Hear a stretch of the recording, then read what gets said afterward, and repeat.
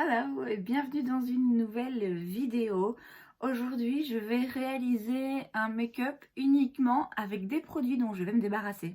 Alors j'ai fait un petit tri dans mon maquillage, un petit, juste pour me débarrasser de trois choses qui étaient séchées, expirées, et aussi de quelques produits dont je me rends compte que je ne me sers vraiment plus et ça n'a plus beaucoup de sens pour moi de les garder. J'ai donc une boîte de make-up ici qui va partir a priori chez les copines et elles vont prendre ce qui les intéresse. Je vais pas tout vous montrer dans cette vidéo, ça je le garde pour une prochaine vidéo, à moins qu'elle sorte avant, je sais pas encore, on verra.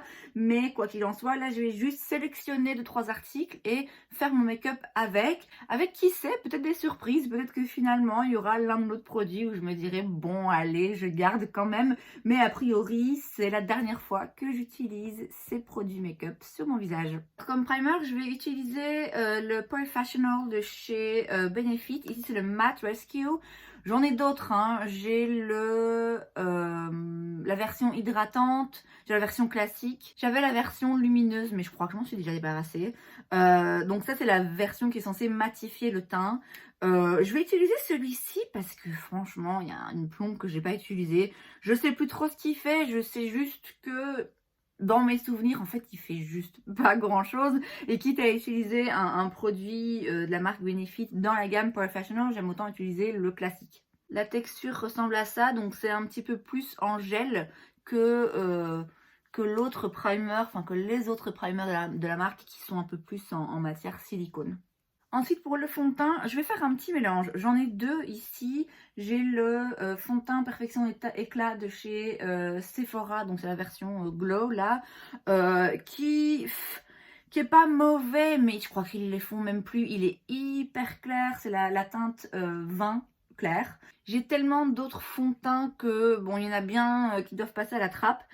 Et pour le coup, vu qu'il est quand même très clair, je vais le mélanger avec la bébé crème de chez Herborian, ici c'est en teinte dorée. Il m'en reste encore 2-3 petits échantillons dans des sachets, donc on utilise, enfin des petits paquets là, vous voyez, qu'on utilise qu'une ou deux fois. Celle-ci du coup, je vais la donner parce que on peut quand même l'utiliser quelques fois. Il y a un peu de quantité de produit ici, il y a 5 millilitres. J'aime pas trop en fait la bébé crème. Je sais que c'est censé être la meilleure bébé crème du marché.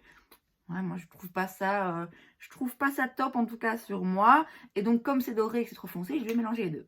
Donc voilà ce que donne le mélange. Je vais l'appliquer avec mon pinceau It Cosmetics et je reviens tout de suite après. Alors ma foi, le résultat est correct, la couvrance est correcte. Moi, c'est juste plus vraiment des produits qui me conviennent et que j'utilise. Donc, j'aime autant les donner à quelqu'un qui s'en servira. Un produit que je voudrais bien réessayer, je le garde en fait à chaque fois dans ma collection en me disant ouais, il faudrait que je l'essaye et que je tente vraiment ce genre de produit que de manière générale j'utilise pas et je le fais jamais. Donc là, c'est un petit peu vraiment la tentative de la dernière chance. C'est un correcteur de teint de la marque Kiko, la teinte 04. Donc là, on est sur quelque chose d'un petit peu pêche abricot que on va mettre avant l'anti-cerne pour aller corriger la couleur des cernes. Avant de venir le couvrir avec un anti-cerne classique. Donc je vais l'essayer pour voir si je remarque une différence ou pas. Alors on remarque une différence en effet en termes de couleur. Maintenant, le problème avec ce genre de produit, c'est que ça rajoute de la texture, c'est une couche en plus si vous voulez. Donc est-ce que vraiment ça risque pas de faire pire que mieux? Après, je suppose que ça dépend aussi des anti-cernes qu'on utilise en combinaison de ce produit. Si vous utilisez un anti-cerne hyper couvrant, ce qui est quand même, ça a tendance à être mon cas, est-ce que finalement c'est bien utile d'utiliser un correcteur de couleur comme celui-ci? Je sais pas, mais finalement je me dis que ça pourrait quand même servir ce truc. Bon, on va voir, je le mets uniquement d'un côté pour voir un petit peu comment ça va se comporter avec les autres produits. Pour l'anti-cerne, je vais utiliser le liquid camouflage de chez Catrice. Alors d'une part, il est très clair. En plus de ça, ça fait pas hyper longtemps que je l'ai. J'ai l'impression qu'il c'est un petit peu séparé. Donc ça, à voir, il va peut-être falloir que je le jette tout simplement. Et je sais qu'à l'époque, il y avait des gens qui disaient que c'était un peu un dupe du Shape Tape parce qu'il était très couvrant et pas cher et tout. Il me semblait pas qu'il était si couvrant que ça. Mais bon, Pareil, hein, on va réessayer, on va voir ce qu'on en pense. Là, je vais le mettre des deux côtés et comme ça, on verra la différence avec le fameux correcteur de chez Kiko. Voilà le résultat. Moi, je le trouve pas particulièrement couvrant, ni particulièrement flatteur. Alors, est-ce qu'il y a une différence fondamentale entre les deux côtés? Ouais, peut-être bien. Le truc Kiko, là, à voir, le liquide camouflage... J'ai tellement d'autres anti-cernes que j'aime bien utiliser que franchement celui-là je pense que je vais quand même m'en débarrasser.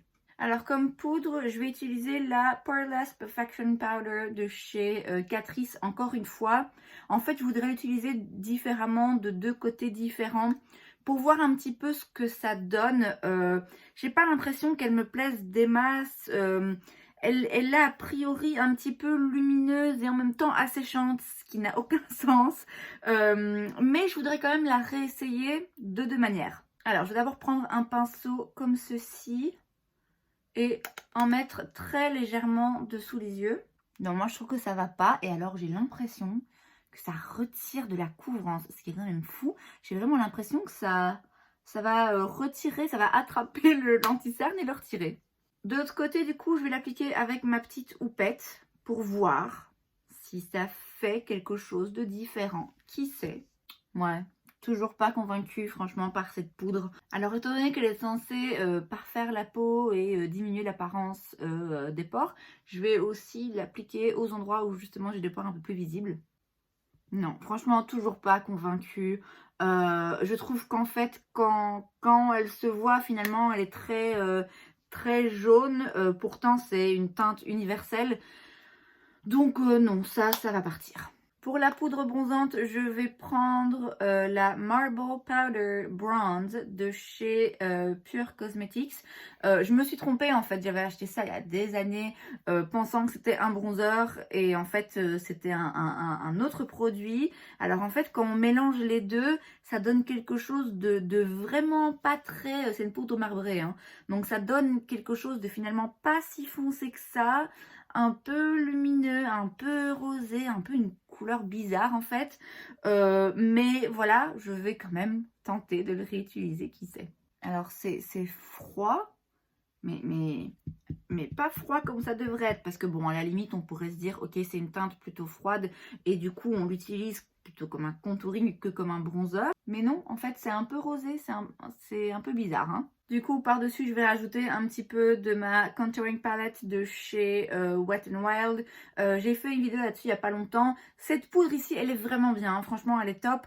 Mais ce côté-là me sert pas, je le trouve pas joli. J'ai plein d'autres bronzers, donc c'est bête de le garder en sachant qu'encore une fois, j'ai des copines qui pourront en profiter vu que, ouais, j'aime autant utiliser les autres. Pour les blushs, j'en ai un chez Kiko, c'est le Radiant Baked Blush dans la teinte Up to Mauve. Il est joli, hein, mais il est quand même très lumineux. Moi, c'est pas mon genre de blush préféré. Et quitte à utiliser un blush lumineux, il y en a d'autres que je préfère dans ma collection. Donc, celui-ci, pareil, je vais le donner à quelqu'un qui l'utilisera. Et pour l'highlighter, je vais utiliser cette petite palette de chez Sleek. J'avais déjà hésité à m'en débarrasser. Bon, déjà les palettes, vous savez, j'y pense moins que mes produits mono. Et je me rends compte que vraiment, je l'utilise pas. Et pourtant, je pense pas que ce soit un mauvais produit, pas du tout. Mais encore une fois, j'en ai tellement d'autres que, bah oui, celui-là, il passe un peu à la trappe, en fait. Vous voyez, c'est joli, hein. En soi, c'est pas du tout moche, mais... il y en a tellement d'autres dans ma collection que ouais, je pense que celui-là, pareil, quelqu'un d'autre s'en servira plus que moi. Pour les sourcils, je vais utiliser ce crayon. C'est le crayon sourcil fibre longue tenue de chez Sephora. Alors, c'est un crayon quand même, donc un crayon en bois normal, qui est quand même assez gras. La couleur dans mes souvenirs est un petit peu trop taupe en fait, j'ai du mal à mettre le doigt dessus. J'arrive pas à faire mes sourcils très précisément avec, ça fait une éternité que je l'ai pas utilisé. Je vais donc l'utiliser une dernière fois aujourd'hui, mais je pense bien qu'après ça, je vais m'en débarrasser. Bon, finalement, la couleur, ça passe. Après, ça peut s'avérer utile hein, si on a envie de vraiment se dépêcher et juste remplir un peu. Mais comme j'ai dit, je trouve que du coup, le résultat est quand même pas hyper précis. C'est quand même un peu trop gras, donc oui, celui-là, il part. Alors pour les yeux, j'ai plusieurs palettes, mais j'ai ni crayon, ni mascara, ni quoi que ce soit. Du coup, je vais pas faire un make-up des yeux en fait. Je vais juste utiliser comme ça en appoint un fard mono. C'est un fard dont je me débarrasse. Il y en a plusieurs, pareil, je vous le montrerai dans une autre vidéo si c'est pas déjà fait. Ça vient de chez H&M. Ici, c'est la teinte Chin Chin. C'est des chouettes fards mono. Franchement, j'ai rien contre eux, mais je sais pas si vous voyez, mais je l'ai pas utilisé en fait. Je pense pas à utiliser des fards mono, à moins de pouvoir les retirer et les mettre dans une palette, parce que j'ai des palettes dans lesquelles j'ai des fards mono, mais ils sortirent pas, du coup je les utilise pas, donc pareil, ça n'a aucun sens que je les garde, je vais m'en débarrasser. En attendant, vous voyez, j'en ai juste mis un tout petit peu, juste histoire de dire que j'ai un petit peu de brillant sur les yeux. Et pour les lèvres, ben j'ai encore rien en fait, parce que j'ai pas encore trié mes produits lèvres, parce que ça va me prendre un temps fou. Et parce que aussi je me dis que peut-être bien que je le ferai en vidéo avec vous. En fait, il faut un peu que je trouve une solution, comment faire, comment placer la caméra et tout. Enfin bref. Du coup, je vais rien mettre sur les lèvres non plus. De toute façon, la journée est presque finie. Donc là, c'était vraiment histoire de dire qu'il y avait 2-3 produits que j'aurais essayé. Alors finalement, personne n'a vraiment été sauvé du lot, si ce n'est le petit correcteur ici Kiko, que je pense que je vais encore garder un peu parce que j'ai quand même l'impression qu'il y a une petite différence. Donc bon, c'est un tout petit produit, il prend pas beaucoup de place. Je pense que je vais le garder et le réessayer et approfondir un petit peu la question. Et c'est donc tout pour cette vidéo, j'espère que ça vous a plu. Si c'est le cas, n'hésitez pas à laisser un like. Vous pouvez aussi vous abonner à ma chaîne parce que c'est gratuit, donc pourquoi pas. Et moi, je vous vois la prochaine fois. Bye!